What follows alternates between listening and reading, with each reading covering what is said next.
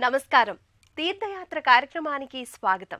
శ్రీరామ రామ రామేతి రమే రామే మనోరమే సహస్రనామ తత్తుల్యం రామనామ వరాననే అని ఆ సకల గుణాభిరాముని మదిలో తలంచి మన ప్రయాణం ప్రారంభిస్తాం. రామనామాన్ని స్మరించినంతనే మనసు రంజిల్లుతుందని ఎందరో భక్తాగ్రేశ్వరులు అనుభవించి చెప్పారు. అమ్మ సీతమ్మ అన్న నామోచ్చరణంతో మనసు తేలికవుతుంది. సకల దుఃఖాలకు నిలయమైన మనసును నియంత్రించవచ్చు. అలాంటి శ్రీ సీతారామచంద్ర స్వామి ఆలయం నంచర్ల గ్రామంలో శోభాయమానంగా అలరారుతోంది. ఆ ఆలయ అందాలను, విశేషాలను ఈనాటి మన తీర్థయాత్రలో దర్శిద్దాం.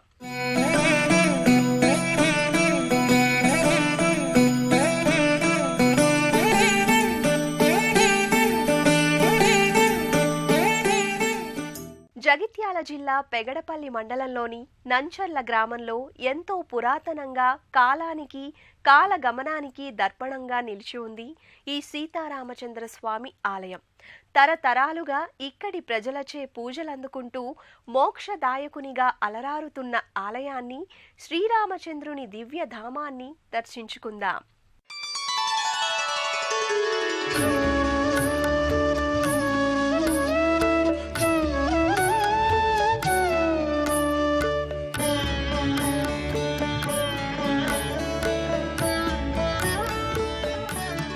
రామాయ రామభద్రాయ రామచంద్రాయ వేధసే రఘునాథాయ నాథాయ సీతాయాః పతయే నమః.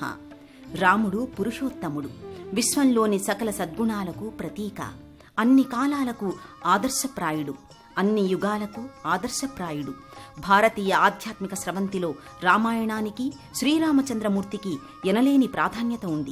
రాముడు మూర్తీభవించిన ధర్మస్వరూపుడు. అందుకే యుగాలు గడిచినా, తరాలు మారిన శ్రీరామ భక్తి, శ్రీమద్ రామాయణం సత్యమై, నిఖిలమై, అఖిలమై అనంతంగా కొనసాగుతోంది. జానకి రామ జయ జయ రామ, జానకి రామ జగదభిరామ, ప్రణతులు గొనుమా జగదభిరామ, ప్రణతులు గొనుమా. ఈ రామావతారమే పరిపూర్ణమైనది. మానవీయ విలువలని, ధర్మ పరిరక్షణను ప్రబోధిస్తుంది. శ్రీరాముడు ఆయా ధర్మాలను తూచా తప్పకుండా పాటించాడు కాబట్టే సద్గుణ సంపన్నుడిగా ఖ్యాతి చెందాడు. మానవులకు ఆదర్శప్రాయుడయ్యాడు. మనిషిగా జన్మించినప్పటికీ మానవ రూపమెత్తిన దైవంగా విరాచిల్లాడు. ఆ కారణంగానే నేడు శ్రీరాముణ్ణి పూజించని వారంటూ ఉండరు. శ్రీరామాలయం లేని ఊరంటూ లేనేలేదు.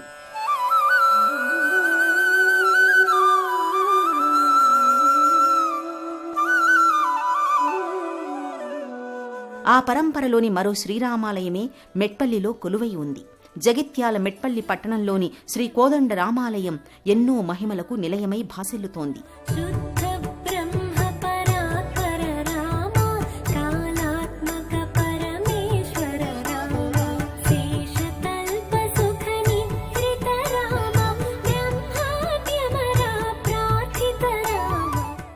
మెట్పల్లి శ్రీరామ్ సాగర్ ప్రాజెక్ట్ క్యాంప్ ఆధ్వర్యంలో నిర్మించిన ఈ ఆలయం భక్తులను విశేషంగా ఆకర్షిస్తోంది.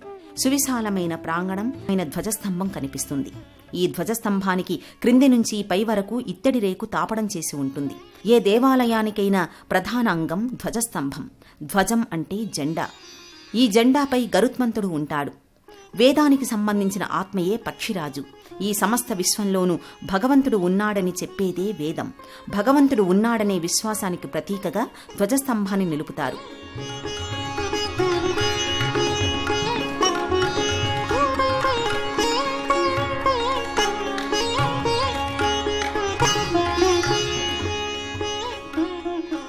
ఈ ధ్వజస్తంభానికి ప్రక్కనే బలిపీఠం ఉంటుంది. స్వామివారి నైవేద్యం పరివార దేవతలకు బలిని సమర్పించిన తరువాత ఈ బలిపీఠంపై బలి అన్నాన్ని సమర్పిస్తారు. ఈ బలిపీఠంపై వేసిన ఆహారాన్ని రాత్రింబవళ్లు సంచరించే గణాలు స్వీకరిస్తాయని వేదం చెబుతోంది. ఈ బలిపీఠానికి ఇరువైపులా గజరాజులు కొలువై భక్తులకు ఆహ్వానాన్ని అందిస్తాయి.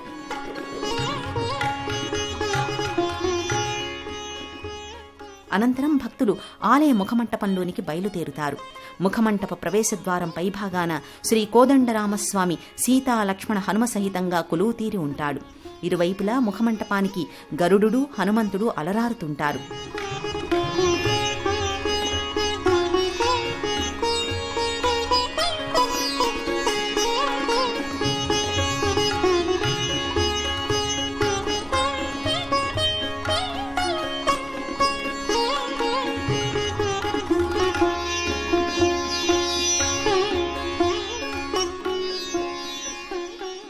శ్రీ సీతారామచంద్ర స్వామి వారి గర్భాలయంలో సీతారాములు, స్వామికి కుడివైపున శ్రీ లక్ష్మణస్వామి, స్వామికి ఎడమవైపున భరత శత్రుఘ్నులు, ఎదురుగా శ్రీరామ భక్త హనుమాన్, పురాతన శ్రీమూర్తులు దర్శనమిస్తారు. ఆ స్వామివార్లకు జరిగే విశేష పూజలు, అర్చనలు, ఉత్సవాలు, ఊరేగింపుల వివరాలను తిలకిద్దాం.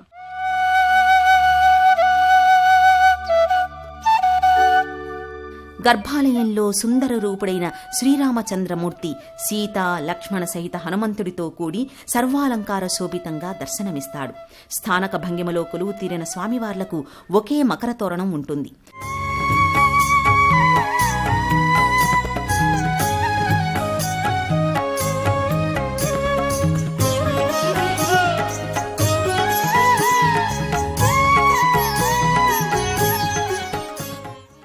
కోదండపాణిగా శ్రీరాముడు, భక్తజన కల్పవల్లిగా సీతాదేవి, అనుంగు సోదరుడు లక్ష్మణస్వామి సకలాభరణ అలంకార నేపథ్యంగా గోచరమవుతాడు.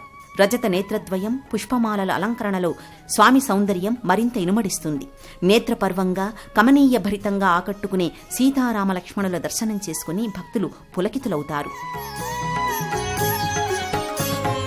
శుద్ధ బ్రహ్మ పరాత్పర రామ, కాలాత్మక పరమేశ్వర రామ. శుద్ధ బ్రహ్మ పరాత్పర రామ, కాలాత్మక పరమేశ్వర రామ.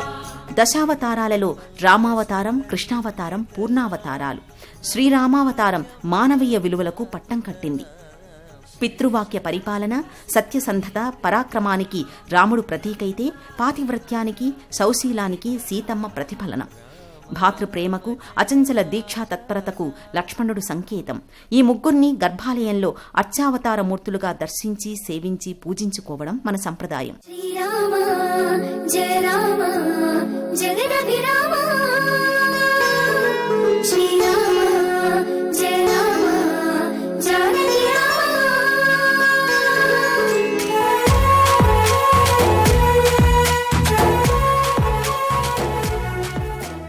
నంచర్ల గ్రామంలోని శ్రీ సీతారామచంద్ర స్వామి ఆలయంలో ఆ లోక కళ్యాణ మూర్తులకు జరిగే పంచామృత అభిషేకాలు ఎంతో భక్తియుతంగా ఘనంగా నిర్వహిస్తారు.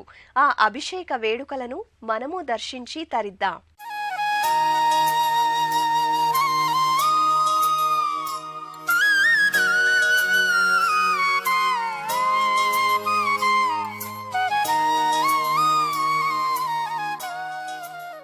శ్రీ కోదండరామస్వామి ఆలయంలో స్వామికి జరిగే పంచామృతాభిషేకాలు కడు రమణీయంగా భాసిస్తాయి. అర్చకుల వేదమంత్రాల మధ్య సాగే ఈ అభిషేక ఘట్టం వీక్షించడానికి 2 కనులు చాలవంటే అతిశయోక్తి కాదు.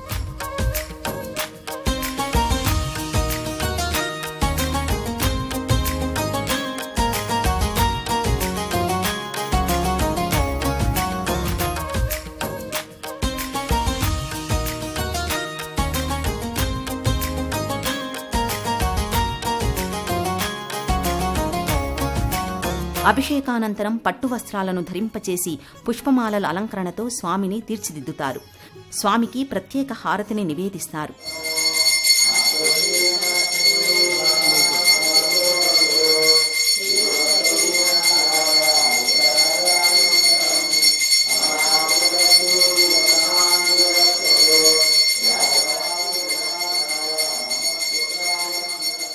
అనంతరం స్వామికి చామరం వీస్తారు.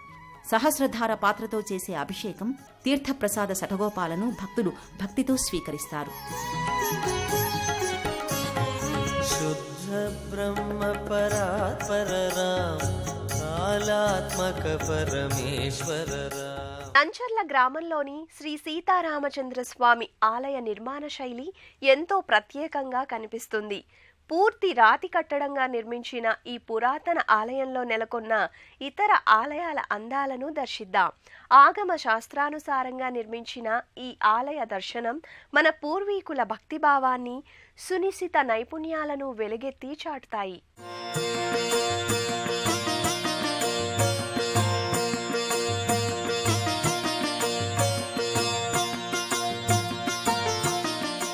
శ్రీ కోదండరామస్వామి ఆలయ ప్రాంగణంలో ఉమాసుతుడు శ్రీ గణపతి కొలువుతీరి ఉంటాడు.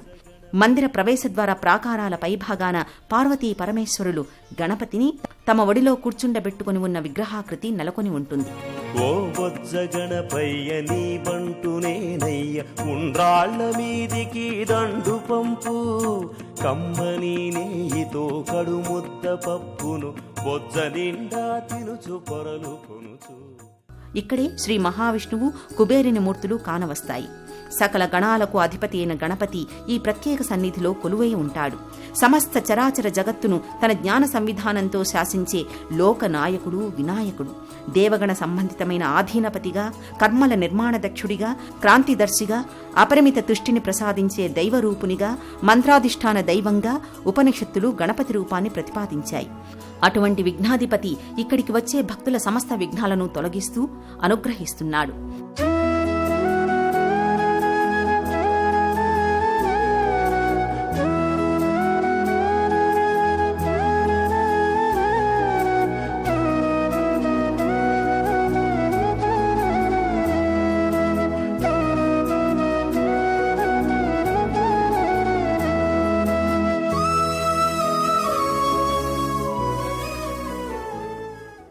శ్రీ కోదండరామస్వామి ఆలయ ప్రాంగణ పరిసరాల్లోని ఒకవైపు ప్రత్యేక నిర్మాణంగా శ్రీ ఆంజనేయ స్వామి ఆలయం ఉంది.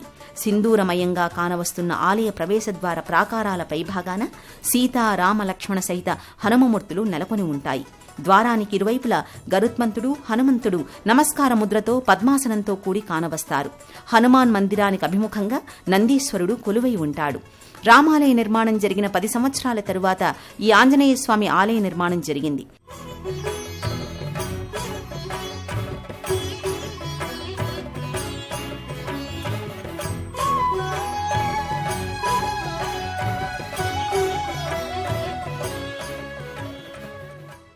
రామకార్యాన్ని సఫలం చేసిన రామసేన దురంధరుడు హనుమంతుడు. సర్వశాస్త్ర పారంగతుడు, స్వామి భక్త పరాయణుడు. హనుమంతుణ్ణి ఆరాధిస్తే సకల కార్యాలు నెరవేరుతాయి, సమస్త మనోభీష్టాలు సిద్ధిస్తాయి. నమో నిఖిల రక్షాకరం రుద్ర రూపం, నమో మారుతిం రామదూతం నమామి. ప్రత్యేక సన్నిధిలో మహా తేజస్సుతో, అఖండ యశస్సుతో కూడిన ఆంజనేయ స్వామి భక్తులకు తన దర్శనాన్ని అనుగ్రహిస్తుంటాడు. సింధూర వస్త్రాన్ని ధరించి పుష్పమాల అలంకరణతో దేదీప్యమానంగా హనుమ కానవస్తాడు. సర్వాంగ సుందరంగా సుందరుడైన హనుమ సార్థక నామధేయునిగా భక్తులని ఆకట్టుకుంటాడు. నమో ఆంజనేయం నమో దివ్యకాయం, నమో వాయుపుత్రం నమో సూర్యమిత్రం, నమో నిఖిల రక్షాకరం రుద్రరూపం, నమో మారుతిం రామదూతం నమామి. హనుమ పాదభాగ దిగువన పానవట్ట సహిత శివలింగం నెలకొని ఉంటుంది. ఎస్ఆర్ఎస్పీ క్యాంప్ ఆధ్వర్యంలో నిర్మించిన ఈ ఆలయం వివిధ పూజాది కార్యక్రమాలతో నిత్యనూతనంగా కానవస్తుంది.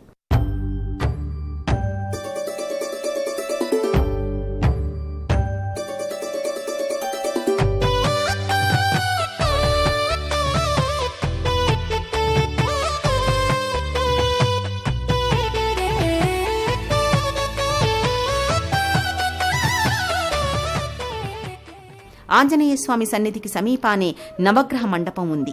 ఈ నవగ్రహ మండపంలో నవగ్రహాది దేవతలుగా సూర్యుడు, చంద్రుడు, మంగళుడు, బుధుడు, బృహస్పతి, శుక్రుడు, శనైశ్చరుడు, రాహువు, కేతువులు కొలువుతీరి ఉంటారు.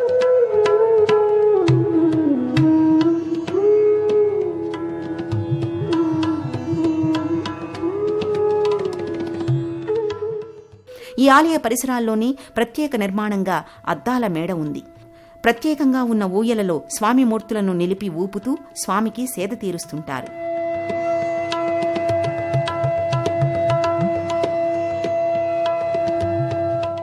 శ్రీ సీతారామ సీతారామచంద్రస్వామి ఆలయంలో లోక కళ్యాణార్థం జరిపే సీతారాముల కళ్యాణంతో పాటు భక్తులు తమ కోర్కెల సాధనకై దంపతులు ప్రత్యేక పూజలు జరిపించుకుంటారు. శ్రీరామనవమి, వైకుంఠ ఏకాదశి, హనుమత్ జయంతి లాంటి పర్వదినాల్లో భక్తులు ఆలయానికి ప్రత్యేక అలంకరణ చేసి బారులు తీరి స్వామిని దర్శించుకుంటారు.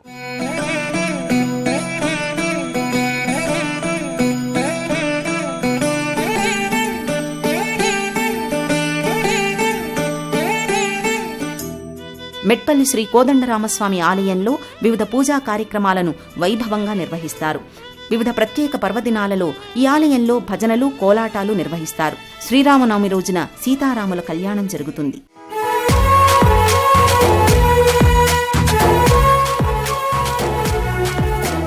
భద్రాద్రి రాముడికి దండం పెట్టి, సీతమ్మ తల్లికి హారతి పట్టి, జగమంతా జరిగే ఈ పెళ్లి వేడుక మనమంతా చెయ్యాలి సంబరాలిగా. ఊరు వాడ తరలి రావాలి, బాజా భజంత్రీలు మారు మృగాలి, కళ్యాణ వైభోగమే కనులారా చూసొద్దాం. కళ్యాణం తర్వాత అన్నప్రసాద వితరణ ఉంటుంది. ధనుర్మాసంలో విశేష పూజలు, నెల రోజుల పాటు 500 మంది 600 మంది దాకా ఈ కార్యక్రమంలో పాల్గొంటారు. ఉగాదికి పంచాంగ పఠనం, 3 రోజుల పాటు అధ్యయనోత్సవాలు, పల్లకీ సేవ, బలిహరణం, తీర్థప్రసాద వితరణ కార్యక్రమాలు జరుగుతాయి.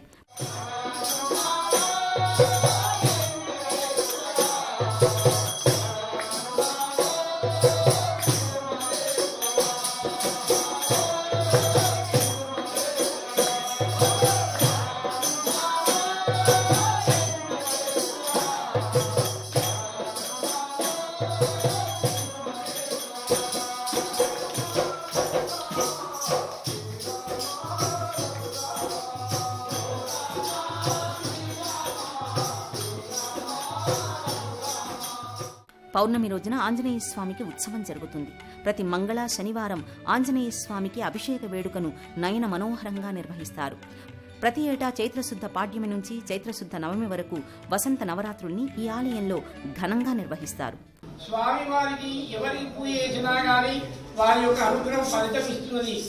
సంతానం లేని వారికి కూడా సంతానం ప్రాప్తిస్తున్నది ఆ రామచంద్రుడు. ఎందుకంటే ఆ భద్రాచలంలో ఎలా ఉన్నాడో రాముడు, ఇక్కడైనా గానీ రామచంద్రుడు ఉన్నాడు. కాబట్టి ప్రతి సంవత్సరము చైత్రశుద్ధ పాడ్యమిలో నుంచి పౌర్ణమి రోజు వరకు ఆంజనేయ స్వామి జయంతి వరకు కార్యక్రమం జరుగుతున్నాయి. అయితే పంచాంగ శ్రవణము పాడ్యమి రోజున పంచాంగ శ్రవణ కార్యక్రమం ఉంటుంది. 3 రోజులు అధ్యారోత్సవం కార్యక్రమం ఉంటుంది. ఇక నిత్యాది హోమాలు, ఇవన్నీ పూజలు, అర్చనలు, ఇవన్నీ కార్యక్రమాలు ఉంటాయి. స్వామివారికి పల్లకి సేవ కార్యక్రమం ఉంటుంది. కాబట్టి బలిహేనము, తీర్థప్రసాద వినియోగం కూడా కార్యక్రమాలు జరుగుతున్నాయి. ఈ విధానంగా శ్రీరాముడు మనందరి దైవం, నమ్మి కొలచిన వారికి అండగా ఉండే ఆపద్బాంధవుడు. అలాంటి రాముడు కోదండరామునిగా కొలువుతీరి మెట్పల్లిలో భక్తుల్ని అనుగ్రహిస్తున్నాడు. ఆ స్వామి దర్శనం జన్మజన్మల పుణ్యఫలం. అదృష్టం ఉన్నవారికే స్వామి దర్శన భాగ్యం దక్కుతుందనడంలో ఎటువంటి సందేహం లేదు. జై శ్రీరామ్, జై హనుమాన్.